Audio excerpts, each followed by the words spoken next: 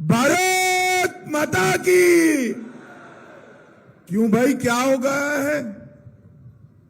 ऊंचाहार रायबरेली अमेठी वालों की आवाज को, मोदी जी को फिर से प्रधानमंत्री बनाना है या नहीं बनाना है? जोर से बोलो, बनाना है या नहीं बनाना है? अरे 400 पार करना है या नहीं करना है? रायबरेली अमेठी में कमल खिलाना है या नहीं खिलाना है? तो ऐसी आवाज नहीं चलेगी।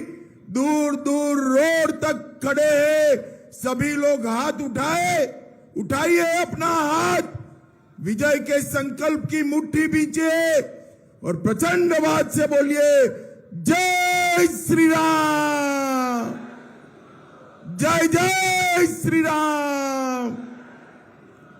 आज मंच पर उपस्थित मोदी जी की मंत्रिपरिषद में मेरी साथी बहन स्मृति ईरानी जी अभी भारतीय जनता पार्टी में जिनका आगमन हुआ है, अब भाजपा के नेता डॉक्टर मनोज पांडे जी, और आज रायबरेली के माथे से परिवार की सीट का तमगा हटाना है, ऐसे हमारे डॉक्टर दिनेश प्रताप सिंह जी, श्री राजेंद्र शुक्ला जी, दयाशंकर जी, अदिति सिंह जी, अशोक कुमार कोरी जी, केसी पटेल जी, रंजना चौधरी जी, प्रदीप सिंह जाडेजा जी, प्रतिमा शुक्ला जी, पीयूष मिश्र जी, अंजलि मौर्य जी,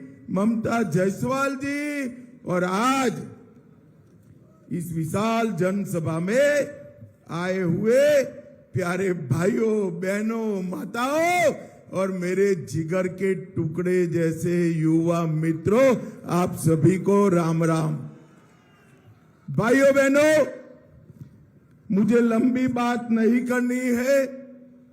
मैं जब इस भूमि पर आया हूं तब कालिकान माता मंदिर, दुरागन भवानी मंदिर, शमशेरियन भवानी मंदिर, अहोरवा भवानी मंदिर, बाबा नंद महरधाम, ये सभी देवस्थानों को प्रणाम कर कर मेरी बात की शुरुआत करना चाहता हूं। भाइयों बहनों, आज मैं यहां आया हूं तब भाले सुल्तान क्षत्रिय वीर जिन्होंने देश की आजादी के लिए बड़ा बलिदान दिया, उनको भी प्रणाम कर कर मेरी बात की शुरुआत करना चाहता हूं। भाइयों बहनों, मुझे 3-4 बात ही करनी। सबसे पहले बनाइए, अयोध्या में राम मंदिर बनना चाहिए था या नहीं बनना चाहिए था? अरे जोर से बोलिए, बनना चाहिए था या नहीं बनना चाहिए था?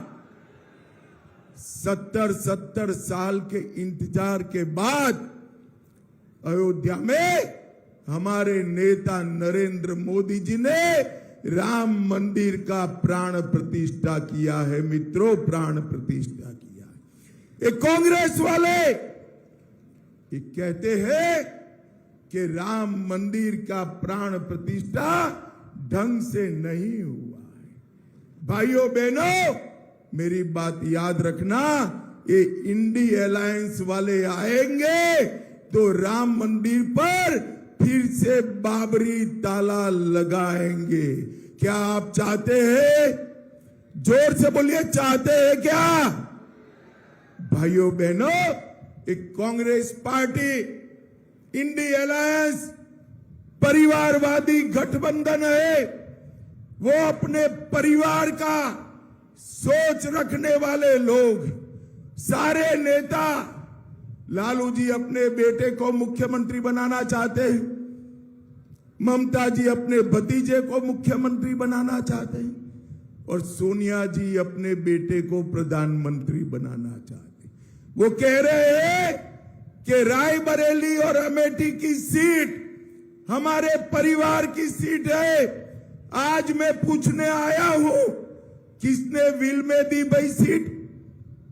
ये सीट किसी परिवार की नहीं है, रायबरेली और अमेठी के गरीब युवाओं का सीट है, जो रायबरेली वाले चाहेंगे, अमेठी वाले चाहेंगे, वो ही संसद में जाएगा। मुझे बताओ आप लोग, आप इस बात से सहमत हो कि आपकी सीट परिवार की सीट है? ये लोकतंत्र है। परिवार का कोई सीट नहीं होता। जो संकट में साथ रहता है, जो विकास करता है, वो ही सीट पर जीत कर आता है।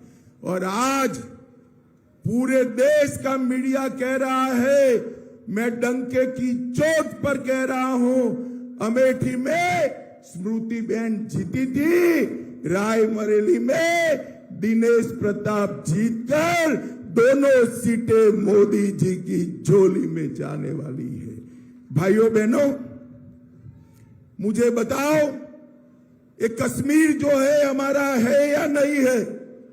जरा जोर से बोलो, है या नहीं है? ये कांग्रेस पार्टी सालों से धारा 370 को संभाल कर बैठी थी। मोदी जी ने 5 अगस्त 2019 को धारा 370 को समाप्त कर दिया। अभी कांग्रेस पार्टी कहती है कि हम धारा 370 को वापिस लाएंगे। भाइयों बहनों, मोदी जी ने इस देश से आतंकवाद को समाप्त किया है। सर्जिकल स्ट्राइक और एयर स्ट्राइक कर पाकिस्तान के घर में घुसकर आतंकवादियों का सफाया करने का काम नरेंद्र मोदी जी ने किया है। और ये कांग्रेसी कहते हैं, मणिशंकर अय्यर और फारूक अब्दुल्ला कहते हैं, पाक ऑक्यूपाई कश्मीर की बात न करो, पाकिस्तान के पास एटम बम है। अरे कांग्रेसियों, किसको डराते हो? 130 करोड़ का देश है, जिसका प्रधानमंत्री 56 इंच के सीने वाला नरेंद्र मोदी है। नरेंद्र मोदी। मैं आज इस भूमि से राहुल बाबा को कहकर जाता हूं, राहुल बाबा, आपको डरना है तो डरिए, पाक ऑक्यूपाई कश्मीर भारत का है, रहेगा, और हम इसको वापिस लेकर रहेंगे, इसमें कोई बदलाव नहीं। भाइयों बहनों, ये जमघट किस प्रकार का जमघट है? एक और नरेंद्र मोदी है, जिन पर 23 साल तक मुख्यमंत्री प्रधानमंत्री रहते हुए एक चार आने का भी आरोप नहीं हुआ। और दूसरी ओर एक कांग्रेस के राहुल बाबा के नेतृत्व में इंडी अलायंस है, जिसने 12 लाख करोड़ के घपले, घोटाले, भ्रष्टाचार। इनके नेताओं के घर से 350 करोड़ रुपया मिला। भाई, ये पूरी सभा में किसी ने 350 करोड़ रुपया एक साथ देखा है क्या? जरा जोर से बोलो, देखा है क्या?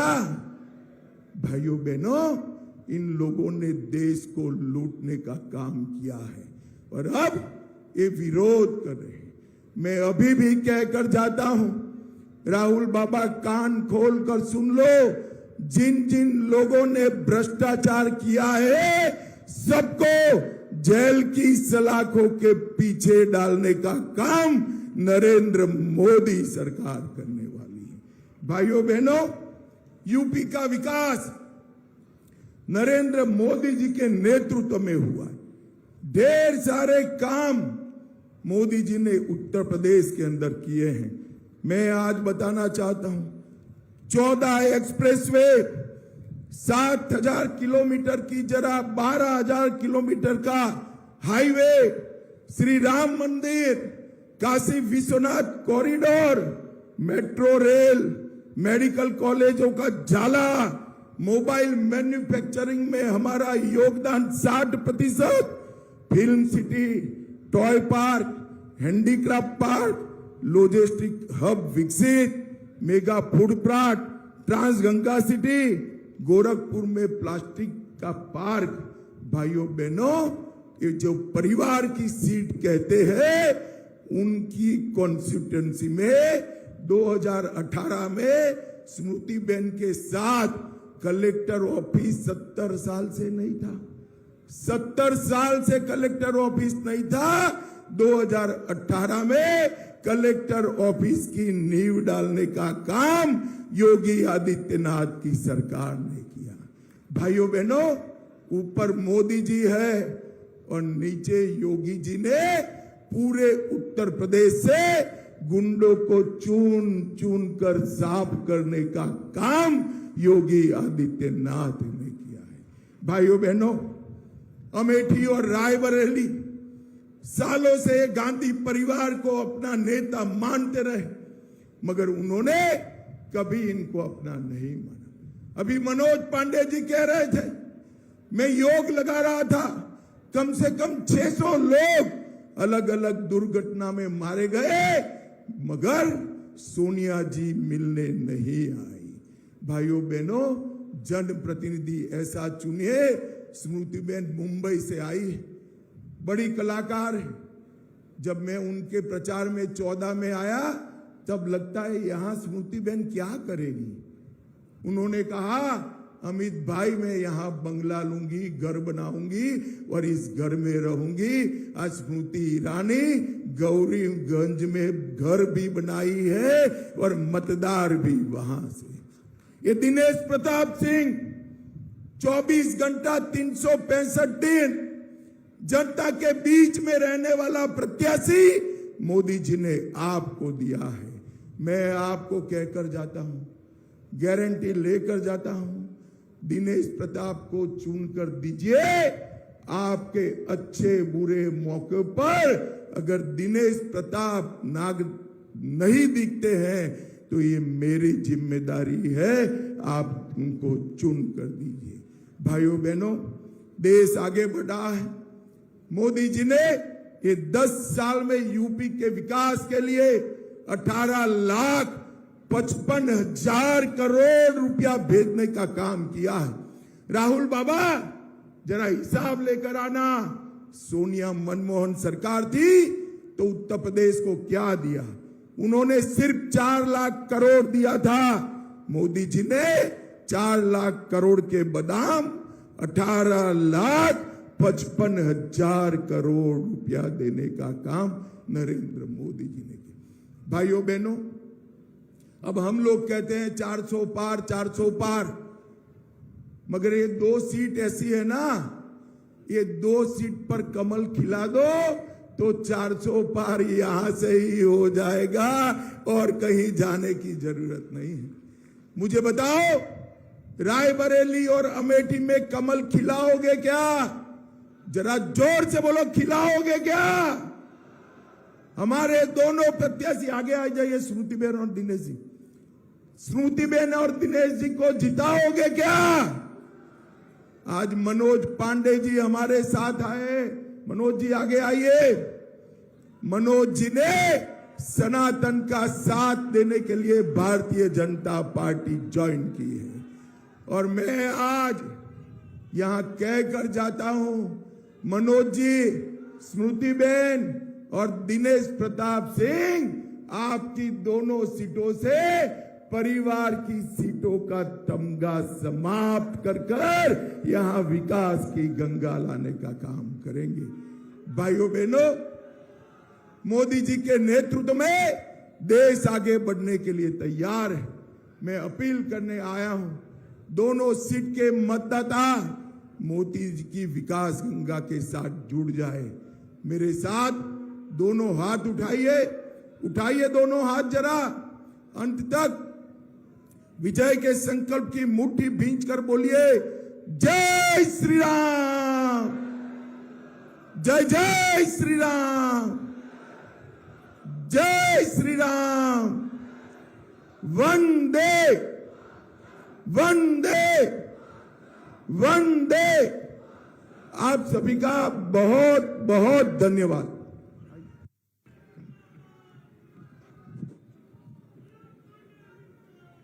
पार्टी के समाजवादी पार्टी के प्रदेश महामंत्री